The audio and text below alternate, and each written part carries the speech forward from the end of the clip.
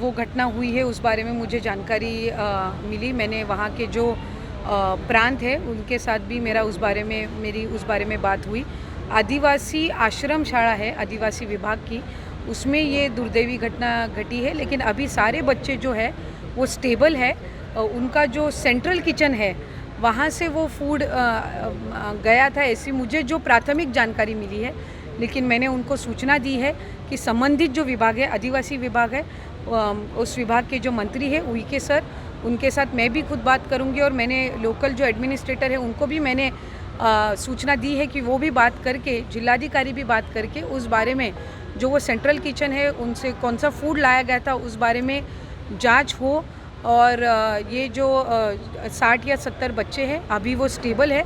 कल रात को इनकी ट्रीटमेंट शुरू की गई थी और जो वहाँ के लोकल सारे अधिकारी हैं वो ट्रीटमेंट के समय, और सुबह भी वो हॉस्पिटल में थी, सुबह भी मेरी फिर से बात हुई और अभी वो सुदैव से वो सारे बच्चे स्टेबल हैं। झालेले आहेत महिला, त्या आजही अपेक्षित आहे केवायसी सुरू होईल, तर काय सांगा? KYCला जवळपास सरकारने 6 महिन्याची मुदत ही त्या ठिकाणी दिली होती। पहिल्या मुदतीमध्ये 2-3 महिने अशी वाढ करून ज्यांनी चुकी KYC पूर्ण केली होती पण त्याच्यामध्ये काही उणीवा राहून गेल्या होत्या त्यांनासुद्धा दुरुस्त करण्याची आपण परत मुदत त्या ठिकाणी दिली आणि त्यानुसार लाडकी बहीण योजना मला आपल्या माध्यमातून सांगायचं आहे की ही यशस्वीरित्या पुढेही राबवली जाणार।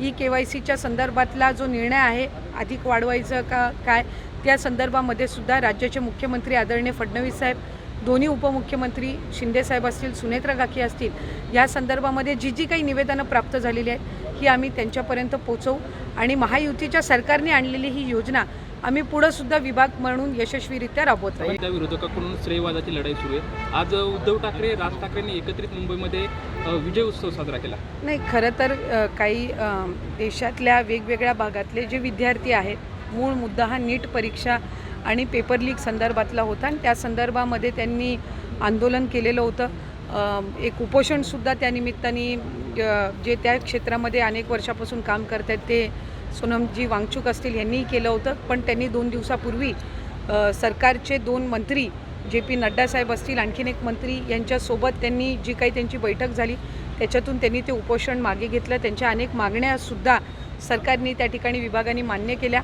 काल संबंधित मंत्री महोदयांचा राजीनाम्याच्या नंतर अनेक विद्यार्थी जे आहेत जे आंदोलन करत होते त्यांनीसुद्धा त्या संदर्भातली मतं व्यक्त केली। आपली लोकशाही आहे आणि लोकशाहीच्या दृष्टिकोनातून जर एखादी गोष्ट चुकीची घडत असेल तर ती निदर्शनास आणून देणं, त्या संदर्भामध्ये आंदोलन करणं लोकशाहीमध्ये अधिकार हा त्यानिमित्ताने आहे।